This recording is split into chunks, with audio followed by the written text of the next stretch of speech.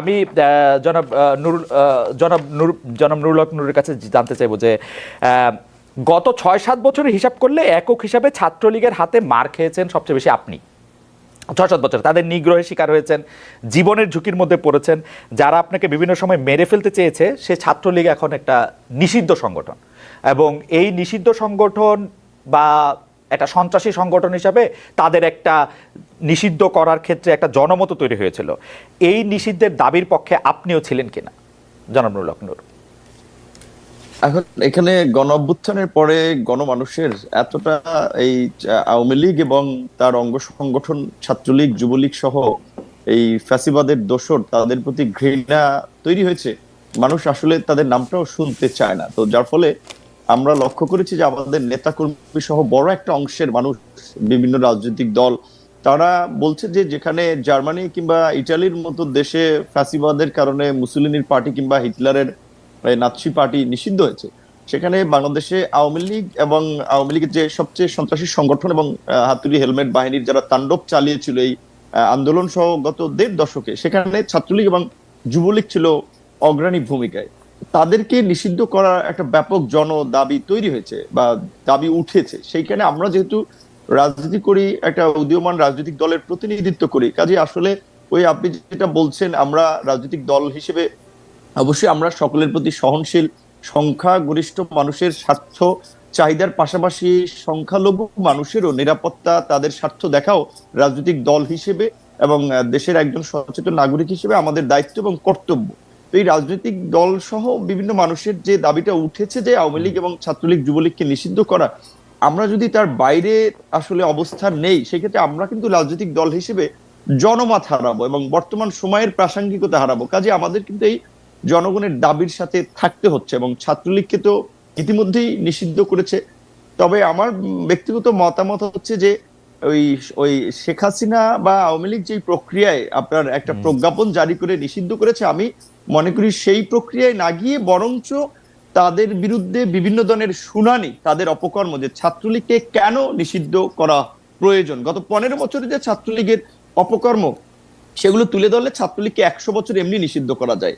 কিংবা আওয়ামী লীগের যে অপকর্ম, কিন্তু জনাব নূর, প্রক্রিয়ায় করাটা বোধহয় উত্তম সিদ্ধান্ত। কিন্তু জনাব নূর, প্রজ্ঞাপন করে যদি নিষেধই না করা হবে, তাহলে এই সরকার বা এই সরকারের লোকেরা এত সেনসিটিভ কেন ওই অঞ্চল ওই পক্ষের কোনো একটা কথা শুনতে? যেমন ধরেন, আমি আমার উদাহরণ দিই। গতকাল আমি ছাত্রলীগের নিষিদ্ধ ঘোষিত ছাত্রলীগের সভাপতি সাদ্দাম হোসেনকে ডাকলাম। এই সরকারের লোকজনে মনে হইল ও আইসা একটা তথ্য দিবে, ও আইসা একটা কথা বলবে, তারা পুরো পৃথিবী ঘুরে যাবে। আমি বিরক্ত হয়েছি হচ্ছে যে আইনটাকে আমি আগে দেখি নাই, দেখছি, কিন্তু আইনটা দেখার পরেও আমি বুঝছি যখন আপনি মানে একটা সাংবাদিক ভিকটিমের পক্ষে দাঁড়াবে, ভিকটিমের জায়গা থেকে যদি কেউ মনে করে তাকে একটা প্ল্যাটফর্ম দেওয়া হচ্ছে, সাংবাদিকের এথিক্যাল জায়গা হচ্ছে তাকে এটা না দেওয়া। হাউএভার তারা কিন্তু কারো কথাই শুনবে না, কারো কথাই জায়গা দিবে না। তাহলে তারা এটা কেমনে করবে? মানে আমি আপনার সাথে কিন্তু ১০০ ভাগ একমত। ছাত্রলীগ ১৫ জুলাই থেকে এই ৫ আগস্ট পর্যন্ত কিন্তু না, গত ১৫ বছরে যা করছে, ওদের ১০০ বার ১০০টা বিষয়ে ১০০ রকম শুনানি হওয়া উচিত। তাদেরকে জিজ্ঞেস করা উচিত তারা কখন কোথায় কিভাবে করছে। সাদ্দাম হোসেনকে জানতে চাওয়া উচিত যে ৫ আগস্ট সে কোথায় ছিল, কেমনে পালাইলো, এটা জানতে চাওয়া উচিত সাদ্দাম হোসেনের কাছে। সেইটা আমি ট্রাই করছিলাম, কিন্তু ওনারা এটা পছন্দ করলো না। আপনারা এটা পছন্দ করলেন, এটা কেন? কারণটা কি?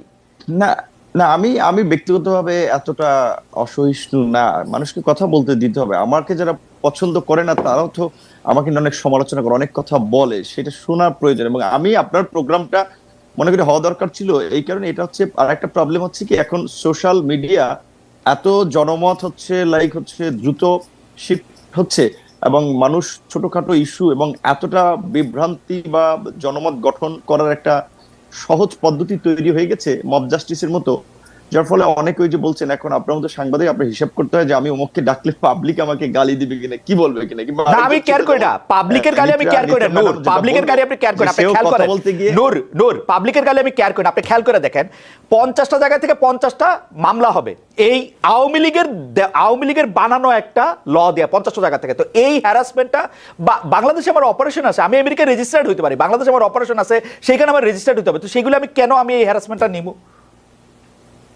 না, এটা এখন সেরকম এখন হইতো কিনা এটা তো আমরা জানি না, আপনিও জানেন না, কারণ এখন তো আর ওই আগের পলিটিক্যাল গভর্নমেন্টের মতো একেবারেই কোনো পলিটিক্যাল গভর্নমেন্ট না। দ্বিতীয়ত আমরা এই আপনি মামলার কথাটা যেহেতু তুলেছেন, যখন আপনার কিছু সাংবাদিক আসলে যারা সরাসরি ইনভলভ না এই গণহত্যায় কিংবা আহ, ঘটনায় সুনির্দিষ্টভাবে, তাদের বিষয়ে আমরা কথা বলেছিলাম। কিছু ব্যবসায়ীকে মামলায় অন্তর্ভুক্ত করেছে। আমরা এরকমও শুনেছি যে সেই ব্যবসায়ীর কাছে মামলার এজাহার নিয়ে গেছে যে আপনাকে মামলার আসামি করা হবে, না হলে টাকা দিতে হবে আমাদেরকে 2 কোটি 5 কোটি।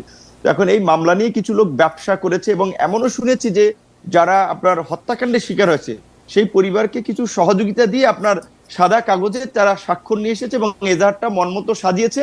তাদের যাদেরকে মনে হয়েছে ও মক্কে মক্কে মামলায় দিলে পয়সাপাতি উঠানো যাবে বা একটা ব্যবসা করা যাবে, সেই সমস্ত লোককে মামলায় জড়ানো হয়েছে। এরকমের কিছু ঘটনা যখন আমাদের কাছে এসেছে, আমি সরাসরি আইজিপি এবং হোম অ্যাডভাইজার সহ বিভিন্ন জনের সাথে কথা বলেছি, তখন তারা পরিষ্কারভাবেই বলেছে যে যেহেতু একটা অস্বাভাবিক পরিস্থিতি, কে কোথা থেকে মামলা করছে, কার বিরুদ্ধে কি মামলা করছে, আমরা তো সবকিছু এত ডিটেলস জানার সুযোগ হচ্ছে না। আবার অনেক জায়গায় মামলা না নিলে সেখানে থানা ঘেরাও করা হচ্ছে, আর একটা উত্তেজিত পরিস্থিতি তৈরি করা হচ্ছে। কাজেই গ্রেপ্তার করলে যাচাই বাছাই করেই গ্রেপ্তার করা হবে। তো সেই ক্ষেত্রে এইটা আমি আপনার সাথে ওইখানে আপনার কথাটার আর কি উত্তর দিচ্ছি যে আগের মতো যে 64 জেলা আপনি কথা বললেই মামলা হবে, এইটা আমি ব্যক্তিগতভাবে মনে করি না। কারণ আপনার অনেক অপোজিশন লেভেলেও আপনার অ্যাকসেপ্টেন্সি আছে, ধরেন এর আগে যারা গভর্নমেন্ট ছিল তাদের লেভেলেও নূর, আমার কথাই হইতেছে না নূর, আমার কথাই হইতেছে না নূর।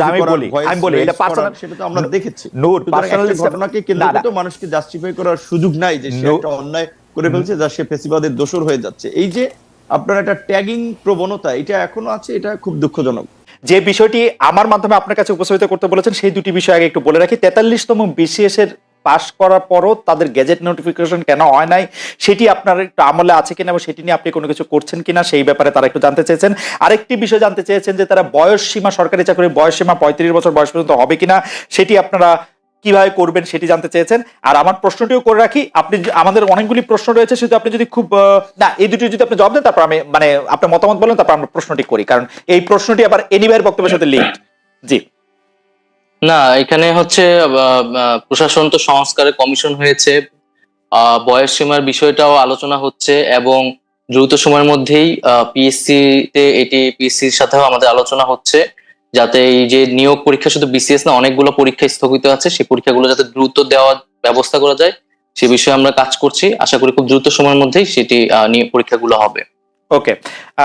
আর প্রশ্নটি হচ্ছে যে এক দফা সরকার পতন আন্দোলনের আগে আপনাদের যে 9 দফা দাবি ছিল, তাতে দলীয় লেজুর ভিত্তিক ছাত্র রাজনীতি নিষিদ্ধের দাবি ছিল আপনাদের, কিন্তু অনেক ক্ষেত্রে সেটি দলীয় লেজুর ভিত্তিক ছাত্র রাজনীতি না হয়ে গোটা ছাত্র রাজনীতি নিষিদ্ধের দিকে আপনারা যাচ্ছেন, এটি একটা কথা।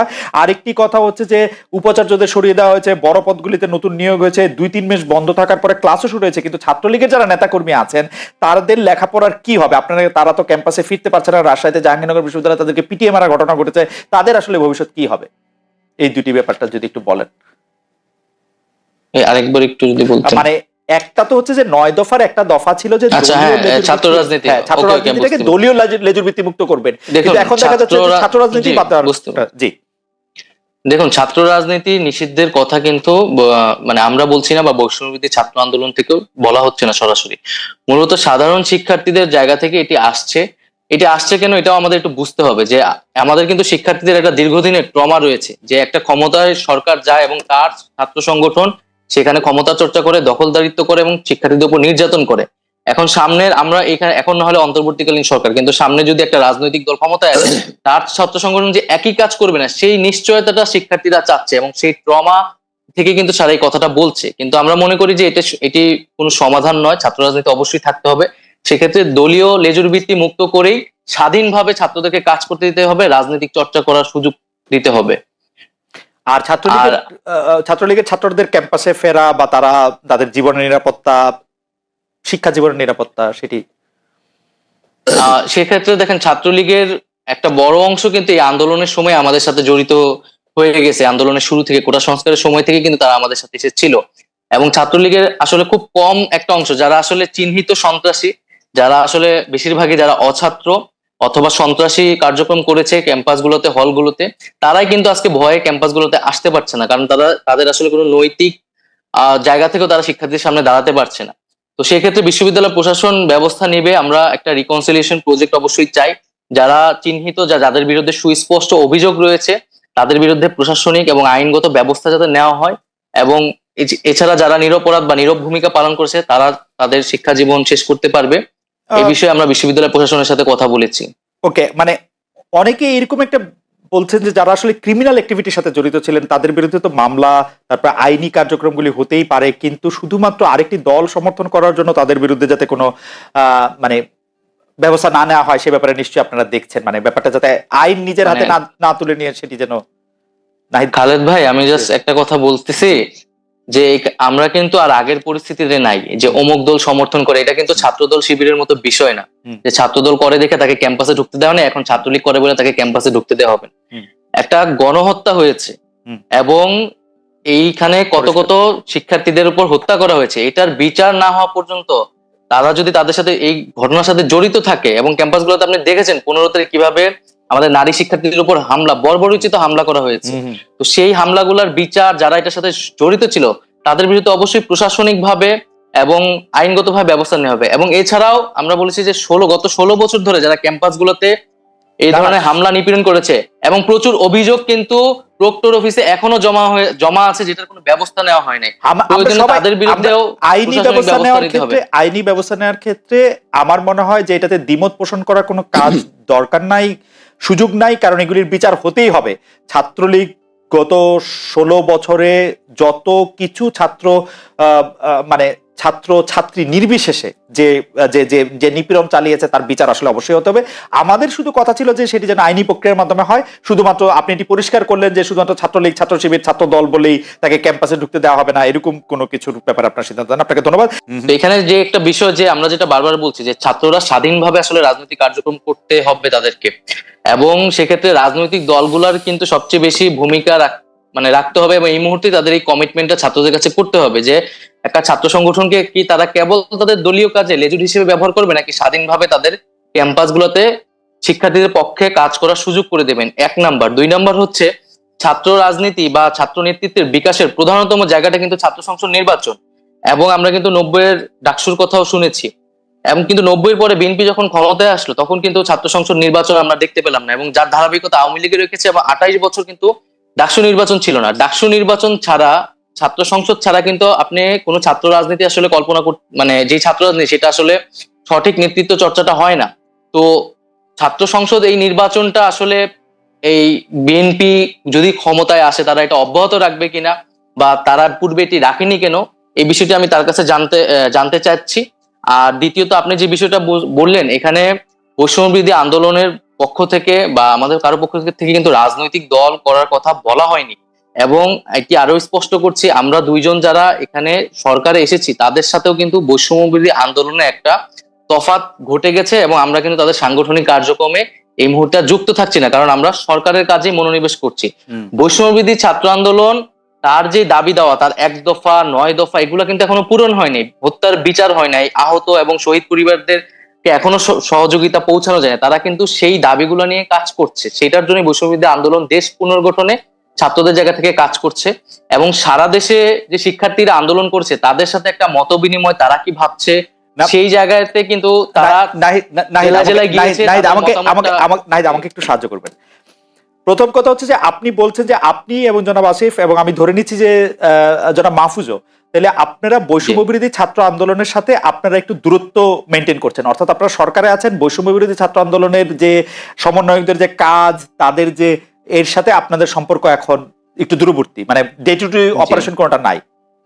জি, আচ্ছা, বৈষম্যবিরোধী ছাত্র আন্দোলন কোন সরকার দলীয় কিন্তু প্ল্যাটফর্ম না, আসলে এটি একটি স্বতন্ত্র প্ল্যাটফর্ম, অভ্যুত্থান নেতৃত্ব দানকারী প্ল্যাটফর্ম, এবং অভ্যুত্থানের আকাঙ্ক্ষা বাস্তবায়নে তারা কাজ করছে, এবং খুব শীঘ্রই হয়তো বৈষম্যবিরোধী আন্দোলন পুনর্গঠিত হবে, সেখানে হয়তো আমরা তো থাকবো না, আমরা এখন থেকেই নাই, আমরা কিন্তু কোনো সাংগঠনিক কার্যক্রম অংশগ্রহণ করছি না। কিন্তু জনাব নাহিদ ইসলাম, আপনি অনুষ্ঠান শুরুর আগে আমি আর এনি ভাই আলোচনা করছিলাম আপনার সাথে, আপনি এখনো মাত্রই শিক্ষা জীবন হয়তো আপনার শেষের পথে বা শেষ আপনি করছেন, মানে আপনি যদি আরো বেশি পড়াশোনা করেন সেটা তো আপনি করতেই পারবেন, কিন্তু তাহলে আপনার বা আসিফ মাহমুদের বা জনাব মাহফুজের, জনাব আসিফ মাহমুদের তাদের ভবিষ্যৎ কি, মানে তারা আপনারা কি করবেন, মানে আপনারা তো রাজনীতিই করবেন তাই না, মানে আপনারা তো চাকরি বাকরি করতে পারবেন না, পারবেন কি?